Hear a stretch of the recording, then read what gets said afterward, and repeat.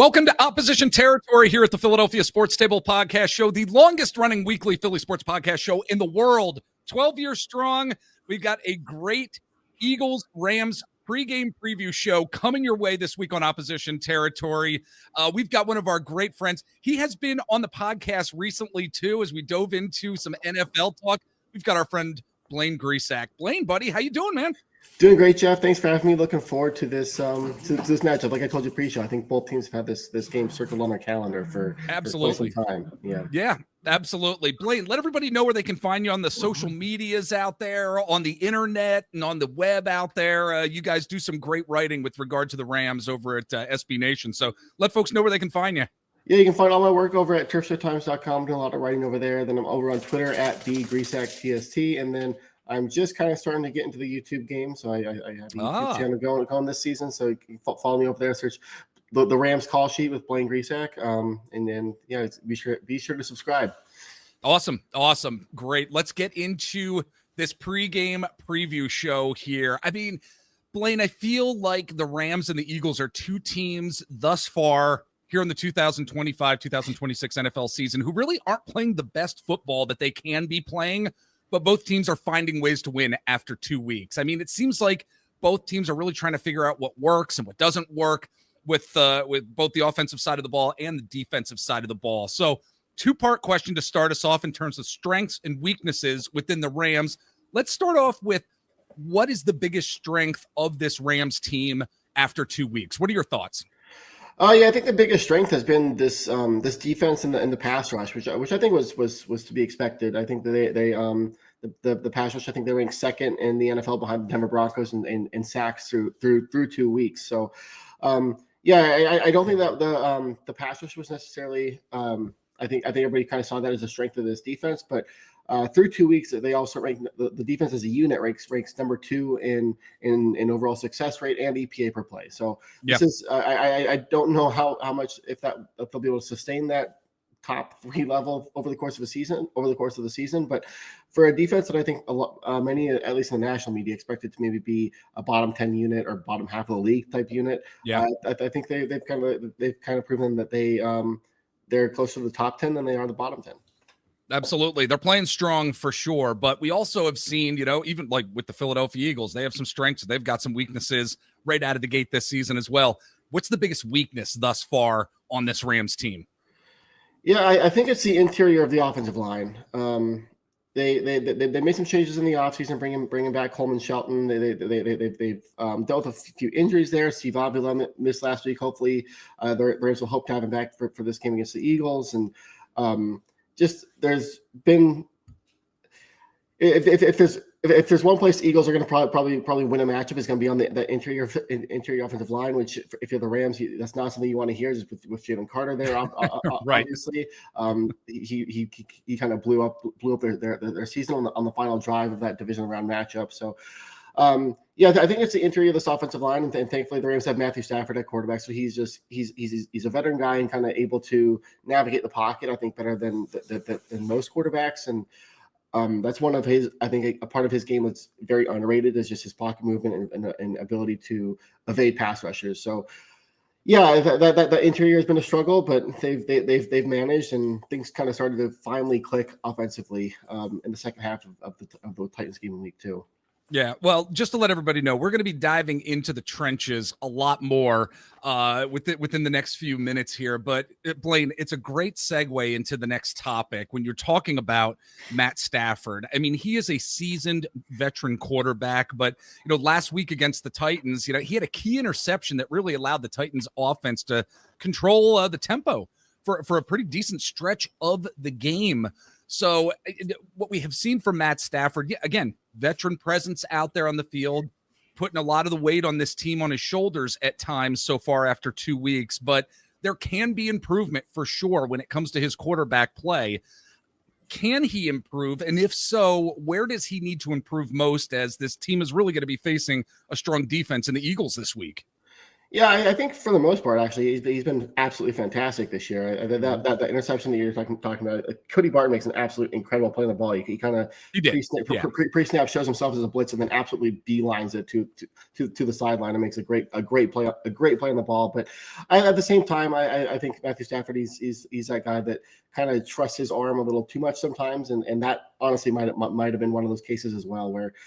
He tried to force something, and at the end of the half, that's just not a mistake that you can have. And for the most part, I think through 2 weeks, he's been very clean and extremely efficient. He's been one of the better quarterbacks in play action. He's getting the ball out extremely quickly. I think his time to throw is at 2.42 seconds, and last year it was closer to 2.6. So he's getting the ball at that's just a drastic shift. That's almost yeah.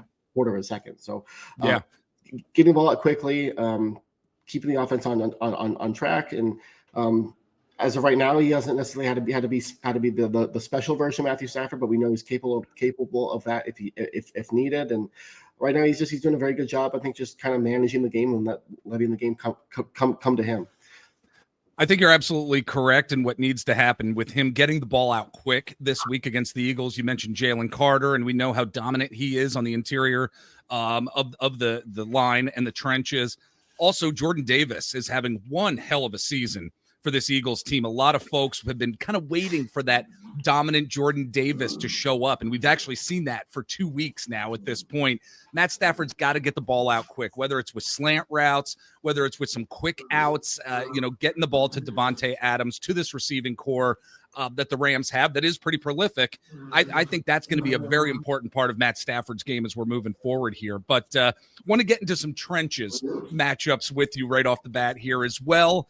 Blaine, let's first look at the Eagles defensive line going up against the Rams offensive line, which you indicated, that is going to be a concern for Rams fans heading into this matchup. So when you take a look at how this Eagles defensive front really dominated the Kansas City Chiefs offensive line this past week, how are you seeing these matchups really taking shape this week in some detail? If you're able to dive into that with us here. I think that's a matchup that the Eagles are going to have a significant advantage on. I mean, going back to that divisional round matchup, the Rams had Bo Limmer starting in that game, and he kind of made the pass protection error on Jalen Carter, which leads to Matthew Stafford having to kind of just huck the ball up to Puka Nacua at the end, and it falls incomplete. He actually had Tyler Higbee kind of coming across the middle wide open that had Stafford had time, he probably sees him. So they replaced Bo Limmer with Coleman Shelton, and Shelton week one he was solid. Week two a little on the rougher side going up against Jeffrey Simmons, and I think Jalen Carter is a lot better than as good as Jeffrey Simmons is. I think Jalen Carter is even on another level. And then on the tackles, Alaric Jackson, I think, is still kind of getting his feet underneath him. He missed a lot of the offseason managing some blood clots, and then Rob Havenstein is getting older, and I think you're starting to see that. But the Rams are also kind of helping them out too. They've ran a lot of 12 personnel, which is something that we haven't seen from a Sean McVay offense. Interesting. For the most part, they've been a 3 wide receiver, 11 personnel team, and this year they are rocking with a lot of 12 personnel. In week one, it was Colby Parkinson and Tyler Higbee dominating the snaps with Davis Allen rotating in. And then this past week, it was Colby Parkinson actually was out, so it was Tyler Higbee and Davis Allen kind of in those 12 personnel packages. But they've really helped their tackles and pass protection because they've ran so much 12 personnel. But I still think that the tackles can be exploited. I love what Jalen Hunt has done so far this year. He's a fun player. He was one of my favorite players out of that draft class too. And nice. Of course, it was Howie Roseman that snagged him. Right. But, I think the Eagles are going to have a significant advantage there on the defensive line. Rams are going to have to find ways to mitigate that, whether it's getting the ball out quickly, like we mentioned, or with screens, misdirection, things like that.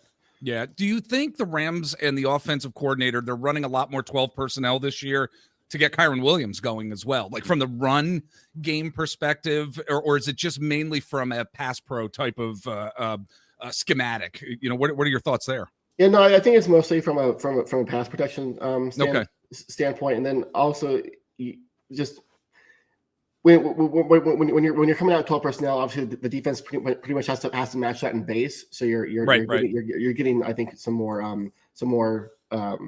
matchups you can kind of take advantage of in the passing game as well, and especially passing under center. Yeah. All right. Well, again, folks, we're talking to Blaine Grisak from turfshowtimes.com. Great SB Nation site. You know, we love our SB Nation sites out there. And if you are following us on the social medias as well, we appreciate that. We are on Twitter/X at Philadelphia PST. You can search us out over on Facebook.com/Philadelphia Sports Table. We're on Instagram as well. Just search out the Philadelphia Sports Table. You can catch me on TikTok at Mr. Jeff Warren. I'm over on Blue Sky at Jeff Warren, and Threads as well.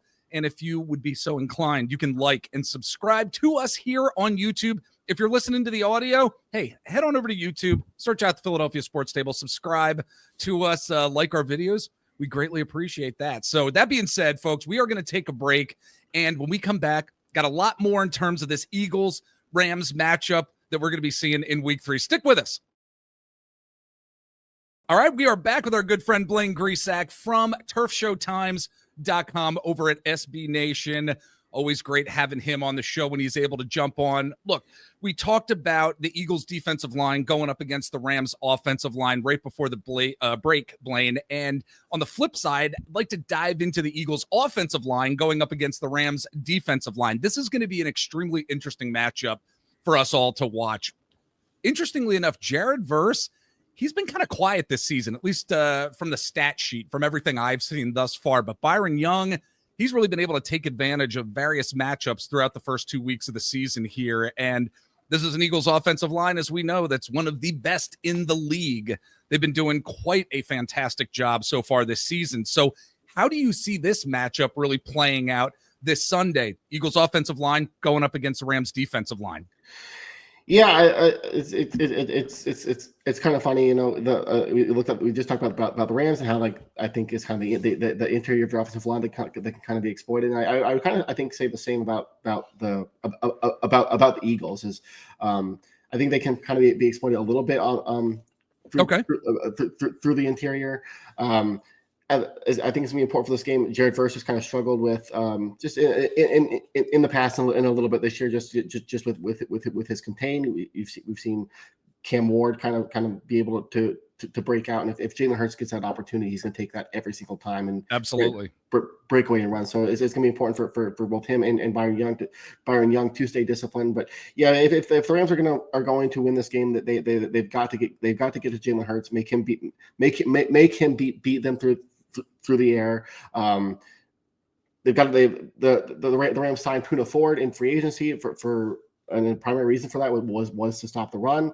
And so I think this will be a big test, because I think the Rams watched the NFC divisional round playoff game over and over this offseason, and then watch the back of Saquon Barkley's jersey over and over again. And they've got to be able to contain him and win their matchup on the interior there. And we'll see. I mean, that Eagles offensive line, like you said, is very good, but that's also is kind of a strength on strength matchup per se.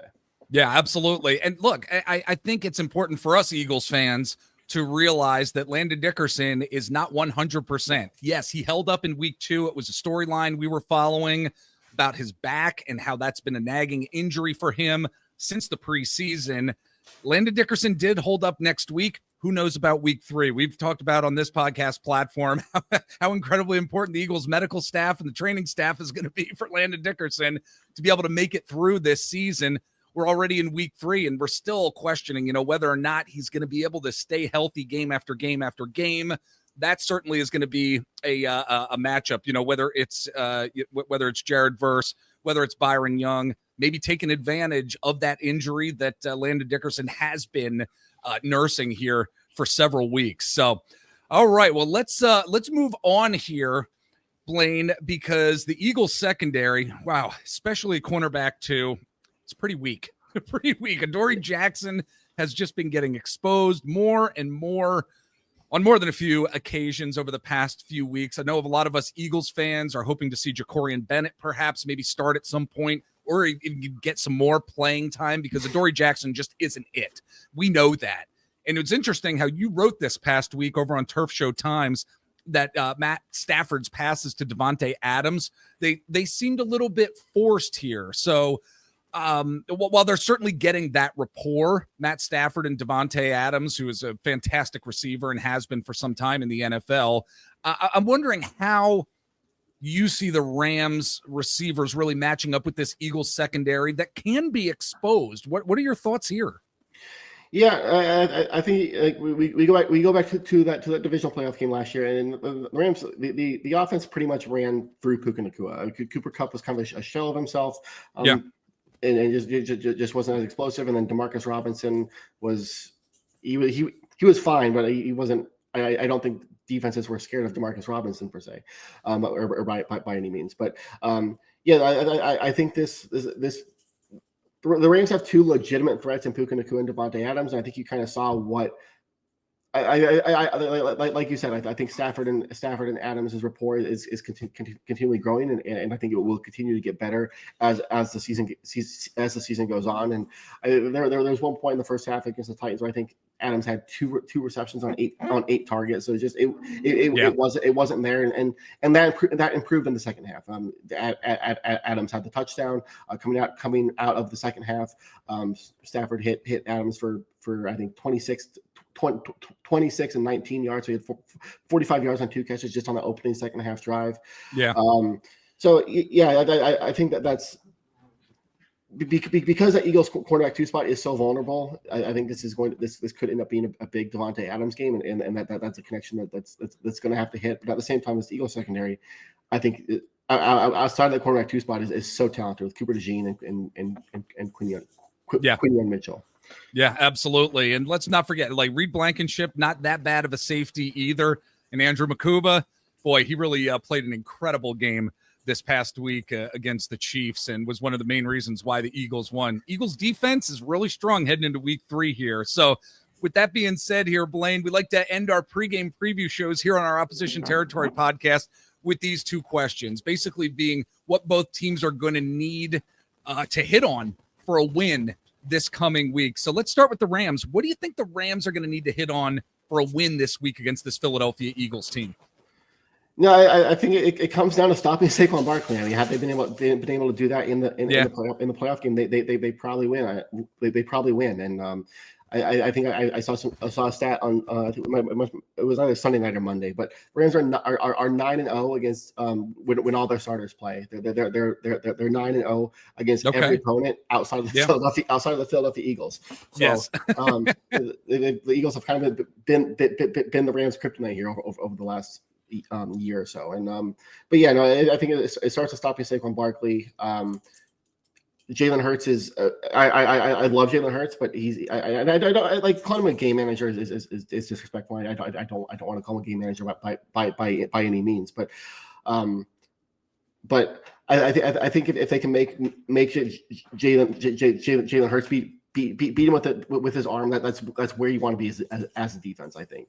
I think that's very fair, to be honest with you, Blaine. I really do, because I mean, last week Jalen Hurts had 101 yards of passing. He hasn't necessarily been lighting up the NFL when it comes to the passing game. So I think there's something very fair to be said for that point of view, for sure. But on the opposite side of things here, what's the one thing you think the Philadelphia Eagles are going to need to hit on for a win against the Los Angeles Rams this week?